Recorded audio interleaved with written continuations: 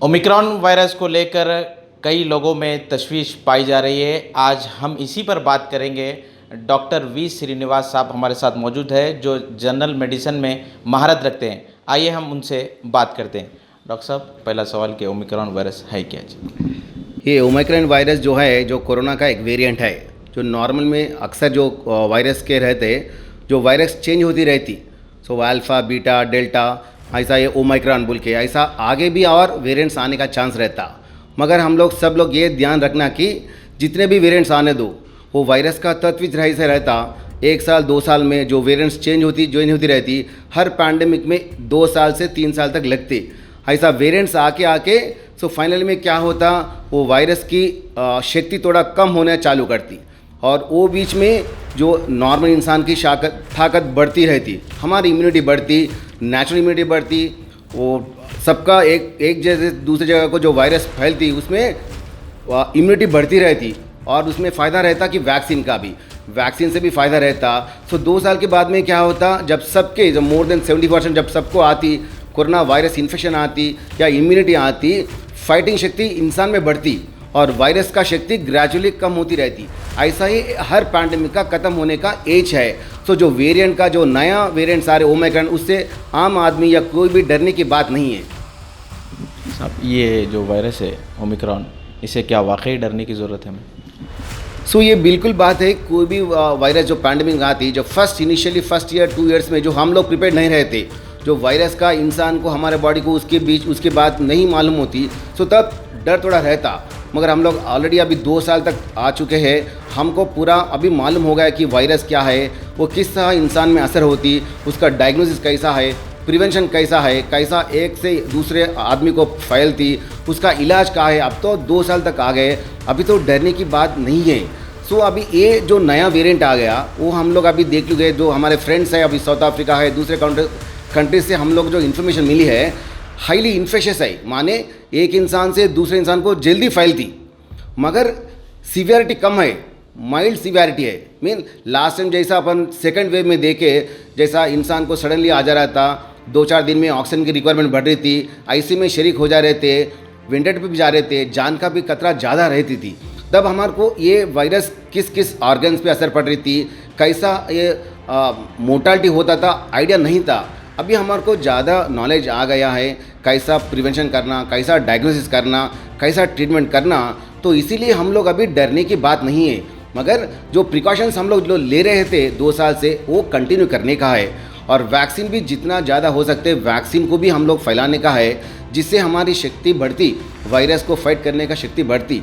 अभी तक तो हमारे को ये आइडिया नहीं है कि कितना ये वैक्सीन ओमिक्रॉन वायरस से प्रोटेक्ट करती, मगर कैसे तो भी थोड़ा तो प्रोटेक्शन करती। सो ये वैक्सीन भी ज़्यादा ले लेंगे और हर इंसान जो भी हम लोग प्रिवेंशंस ले रहे, जो मास्क, हैंड सैनिटाइजेशन और 6 फीट डिस्टेंस का, वो तो बरकरार रखना ही हम लोग इसके फाइट करने का मेन वेपन है। साहब, वैक्सीन को लेकर कई लोग जो सो अभी भी परेशान है, वैक्सीन लेने के बाद भी सीवियर डिजीज़ होने के लिए वो लोग इसमें बहुत ज़्यादा परेशान है, तो इसके ऊपर आप क्या बोलेंगे? आप जो क्वेश्चन पूछे बिल्कुल सही क्वेश्चन है। जो हम लोग देखे भी, जो थोड़े लोग वैक्सीन जो लिए उनको 1-2 दिन के बाद में हार्ट अटैक आना, पॉलिश आना, रगों पे असर पड़ना, थोड़े बीमार पड़ना, ऐसा हुआ। मगर जो करोड़ों में जो हम लोग जिसको वैक्सीन दिए, सो जितना प्रॉफिट है, बेनिफिट रिस्क बेनिफिट रेशियो बोलते, जितना बेनिफिट्स है रिस्क ज़्यादा कम है। सर हम लोग देखो जो डॉक्टर हैं, जो रोज़ दिन भर हज़ारों पेशेंट्स देख रहे, डायरेक्ट उनके टच में हैं, सिक पेशेंट्स को देख रहे, जो डायरेक्ट हाई रिस्क में है। सो हम लोग तो पूरे वैक्सीनेटेड है और जिसको जो खतरा हुआ वो नेग्लिजिबल है। सो अगर आप देखना चाहें तो हर वायरस इन्फेक्शंस, या मम्स हो, रुबेला हो, पोलियो हो, हर वायरल इन्फेक्शन अगर दुनिया से जाना है तो उसका एक ही तरीका है, वैक्सीनेशन। हम लोग अभी तक ज़्यादा बीमारियों को हम लोग, जैसा पोलियो वायरस है, स्मॉल पॉक्स वायरस है, ऐसा ज़्यादा वायरल डिजीज़ है, वो दुनिया में ख़त्म हुए वैक्सीनेशन से ही है। सो उसको बोलते हम लोग इरेडिकेट कर दिए वो बीमारियों को।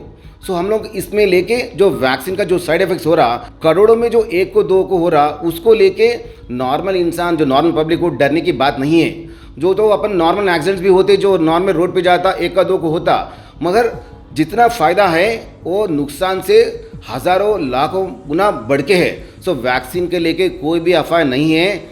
हम लोग सजेस्ट करते ही जितना जो एलिजिबल पीपल है सब लोग वैक्सीन लेना ज़रूरी है। साहब हम क्या एहतियाती इक़दाम करने चाहिए, घर में क्या एहतियात करना चाहिए, इसके ऊपर आप क्या बोलें?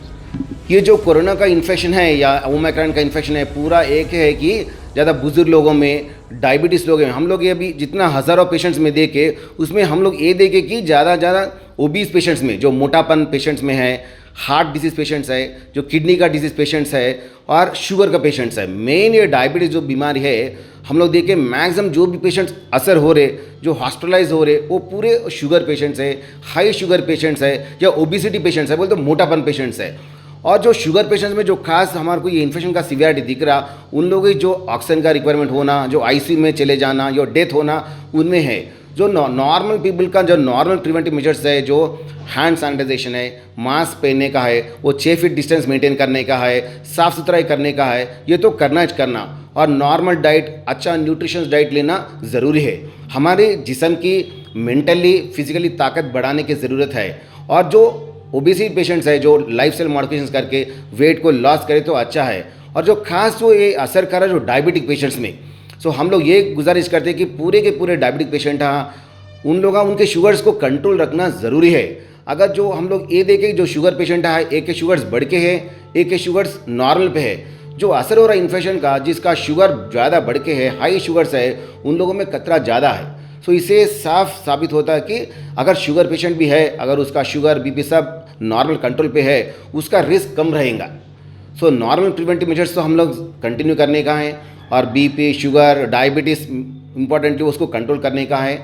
और नॉर्मल हम लोग जो फिजिकली और मेंटली हेल्थ को बढ़ाने का है, वो जब डर निकल जाएगा तो ऑटोमेटिकली हमारा मेंटल हेल्थ इंप्रूव होएगा। सो ये जो कोरोना वायरस है, आगे ओमिक्रॉन है, आगे और दूसरा वायरस भी आने का चांस है। सो हम लोग क्या है, इससे जीने का है।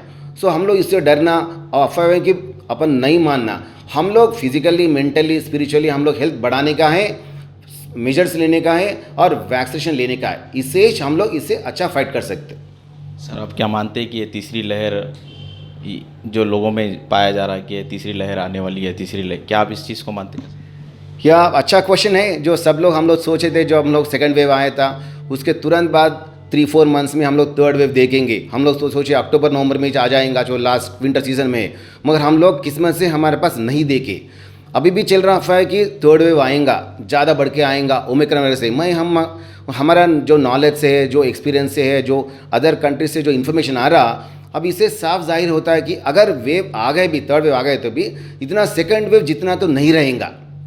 छोटा मोटा mild infections, mild wave, last time जितना हमारे को स्ट्रेस था अभी इस बार नहीं रहेगा। क्यों बोलते हो, लास्ट टाइम हम लोग प्रिपेयर नहीं थे, हॉस्पिटल्स में बेड्स नहीं मिल रहे थे, ऑक्सीजन नहीं मिल रहे थे, दवाएं भी नहीं मिल रहे थे।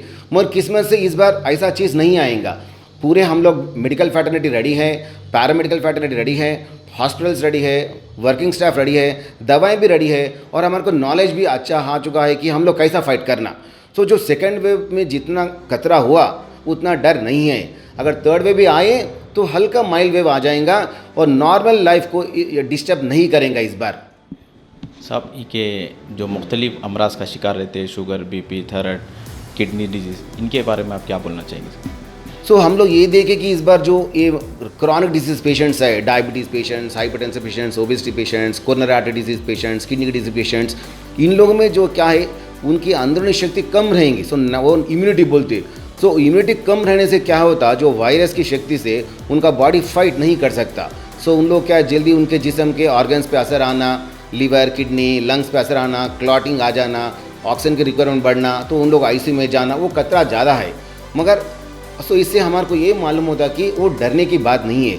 जो भी ऐसे पेशेंट हैं, उसकी जो बीमारियों से जो फाइट कर रहे, उन लोग उनके रेगुलर कंसल्टेंट्स, रेगुलर फिजिशियन से क्लोज फॉलोअप करें, और उनके जो बीमारी है, बीपी है, शुगर है, थायराइड है, हार्ट का है, रेगुलर चेकअप्स करिए, एवरी 3 मंथ्स चेक करिए। जितना हो सके तो उनका मेडिकल हेल्प से उसके बीपी, शुगर कंट्रोल रखे तो रिस्क कम रहेगा।